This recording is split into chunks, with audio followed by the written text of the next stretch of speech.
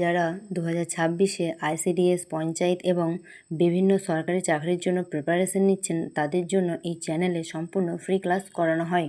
তাই ক্লাসটি স্কিপ না করে সম্পূর্ণ শেষ পর্যন্ত দেখতে থাকুন, কারণ আজকের ক্লাসে বাছাই করা 20টি গুরুত্বপূর্ণ প্রশ্ন করানো হবে। তা আজকের ক্লাসের প্রথম প্রশ্ন হলো, ভারত ছাড়ো আন্দোলন কত সালে শুরু হয়েছিল? তো এই প্রশ্নের উত্তর হয়ে যাবে 1942 সালে। 2 নম্বর প্রশ্ন, ভারতের প্রথম গভর্নর জেনারেল কে ছিলেন? এই প্রশ্নের উত্তর হয়ে যাবে লর্ড উইলিয়াম বেন্টিঙ্ক। তারপর হচ্ছে 3 নম্বর, গিদ্দা কোন রাজ্যের লোকনৃত্য? এই প্রশ্নের উত্তর হয়ে যাবে গিদ্দা হলো পাঞ্জাবের লোকনৃত্য, আর এই গিদ্দা হলো মহিলাদের নৃত্য। 4 নম্বর প্রশ্ন হলো, ভারতের পশ্চিমমুখী প্রধান নদী কোনটি? এই প্রশ্নের উত্তর হয়ে যাবে নর্মদা। 5 নম্বর প্রশ্ন, দিল্লি কোন নদীর তীরে অবস্থিত? এই প্রশ্নের উত্তর হয়ে যাবে দিল্লি হলো যমুনা নদীর তীরে অবস্থিত। 6 নম্বর প্রশ্ন, হুগলি নদীর গঙ্গার কোন শাখা? হুগলি নদীর গঙ্গার কোন শাখা? না পশ্চিম শাখা। 7 নম্বর প্রশ্ন, পঞ্চায়েত সমিতি গঠিত হয় কার দ্বারা? এই প্রশ্নের উত্তর হয়ে যাবে পঞ্চায়েত সমিতি গঠিত হয় গ্রাম পঞ্চায়েতের সদস্যদের দ্বারা। 8 নম্বর প্রশ্ন, জেলা পরিষদের চেয়ারপারসন কে? এই প্রশ্নের উত্তর কী হয়ে যাবে? না সভাধিপতি। 9 নম্বর প্রশ্ন, পঞ্চায়েত শব্দের অর্থ কী? এই প্রশ্নের উত্তর হয়ে যাবে 5 জন। আপনারা যারা আইসিডিএসের জন্য প্রিপারেশন নিচ্ছেন অবশ্যই কমেন্টে আইসিডিএস বলে লিখবেন। আজকের ক্লাসে 10 নম্বর প্রশ্ন হলো, গ্রাম পঞ্চায়েতের সদস্যদের কি বলে? এই প্রশ্নের উত্তর হয়ে যাবে পঞ্চ।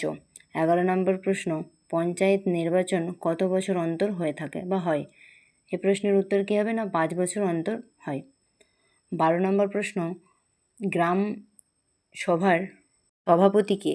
এই প্রশ্নের উত্তর হয়ে যাবে গ্রাম পঞ্চায়েতের প্রধান। ক্লাসটি যদি আপনাদের ভালো লেগে থাকে অবশ্যই লাইক, কমেন্ট এবং শেয়ার করে দেবেন।